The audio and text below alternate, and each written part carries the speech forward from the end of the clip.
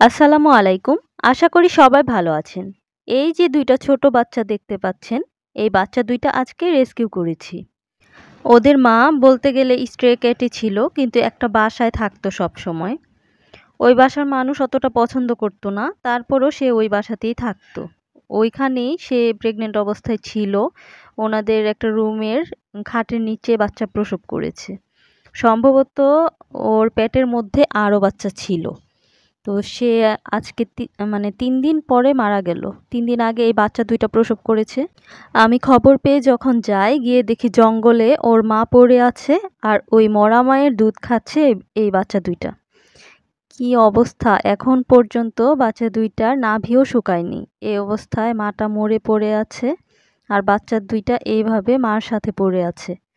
ওইখানকার মানুষদের বললাম একটু কবর দিয়ে দিতে, কিন্তু ওনারা কবর দিবে না। ওনাদের বাসার পাশে একটা খাল আছে, বলতেছে ওখানে ফেলে দিবে, খালের পানির সাথে নাকি মা বিড়ালটা চলে যাবে।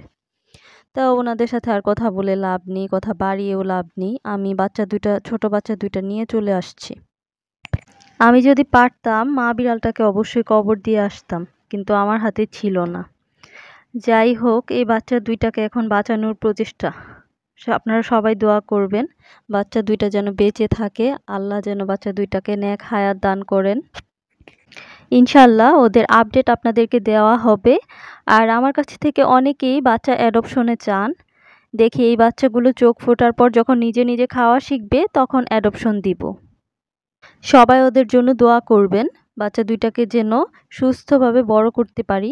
খাওয়া দাওয়া শিখার পরে ওদের ইনশাআল্লাহ অ্যাডপশনে দিয়ে দিব ভালো একটা ফ্যামিলিতে। ভালো থাকবেন সবাই। আসসালামু আলাইকুম।